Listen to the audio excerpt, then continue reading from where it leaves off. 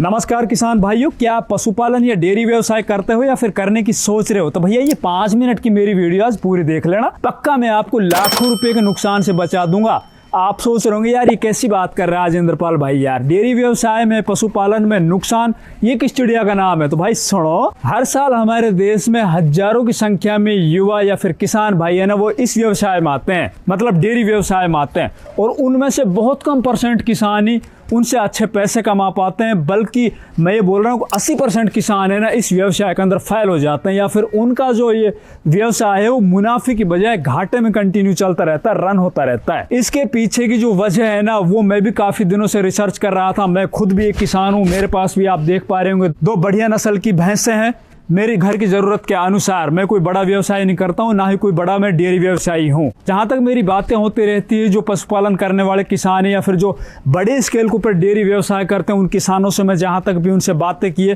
तो सभी का एक ही रोना होता है कि भैया कुछ नहीं कमा रहे, बस सिवाय नुकसान के हम यहाँ से कुछ नहीं लेके जाएंगे, इसको आखिरी में हमें बंद करना पड़ेगा। हम बढ़िया नस्ल के पशु तो ले आते हैं, जब शुरुआत में इस व्यवसाय को करते हैं उनसे शुरुआत में बढ़िया दूध भी मिलता है, लेकिन बाद में धीरे धीरे एक तो दूध है ना वो घट जाता है पशुओं का, उनकी फैट है ना वो कम हो जाती है, SNF कम आ रही होती है, जिससे हमारा दूध का रेट कम मिल रहा होता है। दूसरी तरफ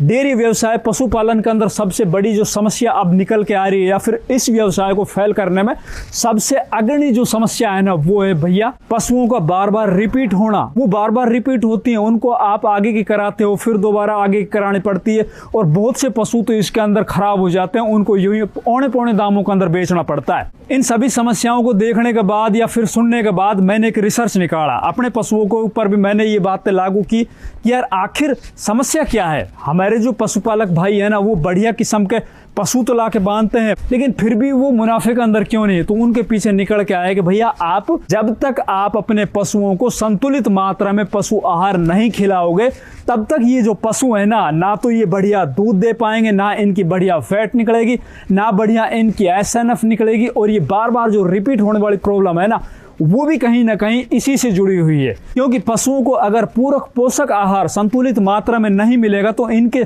शरीर के अंदर कुछ कमियां हो जाती है, जिनकी वजह से पशु बार बार रिपीट होता है, इनका जो वजन है वो कम हो जाता है, जिस हिसाब से इनको दूध देना होता है ना वो उतना दूध नहीं दे पाते हैं। मैं पिछले 1 साल से पहले जो अपने पशुओं को पशु आहार खिला रहा था ना, उनकी वजह से हमारे पशुओं के अंदर भी ये दिक्कतें दिखाई दे रही थी। जब से मैंने अपने पशुओं को ज्ञानधारा पशु आहार खिलाना चालू किया है ना, उसके बाद हमारे पशु ना भैया इन सभी समस्याओं से मुक्त हो गए। हमारे जो ये भैंस है ना, अभी इसको ब्याए हुए लगभग 8 दिन हुए, अभी ये फर्स्ट टाइम ब्याई है, अभी इसका जो दूध है ना 10 लीटर से ऊपर है, और हम एक्सपेक्ट कर रहे हैं कि भाई कम से कम 13-14 लीटर ये फर्स्ट टाइम दूध देगी। दूसरी हमारी ये भैंस है ना, पिछले ब्यात के अंदर इसने दूध दिया था 13-14 लीटर। अब की बार जब से हमने ये ज्ञानधारा पशु आहार चराना स्टार्ट किया है ना इसको, तब से हमारी जो भैंस है ना भैया, इसका दूध 2 किलो से 3 किलो बढ़ चुका है, लगातार दूध दे रही है। और रही बात भाई बार बार रिपीट होने की ना, हमारी भैंस जैसी ब्याई थी, ब्याने के लगभग 25 से 30 दिन बाद ये हमारी भैंस फर्स्ट टाइम बोली,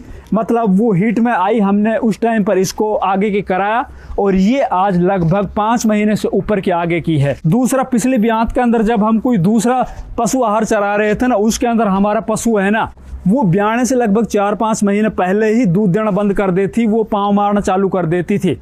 लेकिन अब हम देख रहे हैं कि अब की बार हमारा जो दूध है ना वो कंटिन्यू शुरुआत से अभी तक बराबर उतना ही दूध चल रहा है, और हमें उम्मीद है कि हमारा ये पशु है ना अब की बार लंबे टाइम तक दूध देगी। किसान भाइयों, मैं इसकी खूबी बताता हूँ। देखिए, एक तो ये ऑफ्लाटॉक्सिन कंट्रोल्ड पशु आहार है, दूसरा ये एक संतुलित पशु आहार है। पशुओं को जिन भी पोषण की आवश्यकता पड़ती है ना, वो सभी पोषक तत्व तो इस पशु आहार के अंदर है। आपको संतुलित मात्रा में जो पशु आहार है ना, उन्हीं को अपने पशुओं को खिलाना है। जैसे कि ज्ञानधारा का गोल्ड प्रो पशु आहार है, इसको खिलाने के बाद ना आपका पशु है ना तो बार बार वो फिरेगा, ना ही उसके दूध देने की क्षमता कम होगी, ना ही उसकी फैट कम होगी, ना ही SNF कम होगा, और पशु है ना आपका वो वजन भी अच्छा बनाएगा, उसकी लंबाई भी अच्छी होगी, और दूध भी अच्छा देगा, लंबे टाइम तक दूध देगा। इसका ये भी एडवांटेज है। तो भाई बिल्कुल भी बगैर कोई देरी किए हुए ना आज ही ज्ञानधारा पशु आहार अपने घर लाइए, अपने पशुओं को खिलाइए, और अपने पशु के अंदर आ रही इन सभी समस्याओं का 1 स्टॉप सॉल्यूशन पाइए। अगर हमारी वीडियो अच्छी लगे, वीडियो को लाइक करो, ज्यादा से ज्यादा वीडियो को दूसरे किसान भाइयों तक शेयर करो।